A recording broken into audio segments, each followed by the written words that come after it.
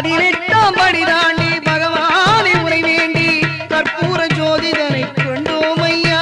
நாங்கள் கற்பூர ஜோதிதனை கண்டோம் ஐயா.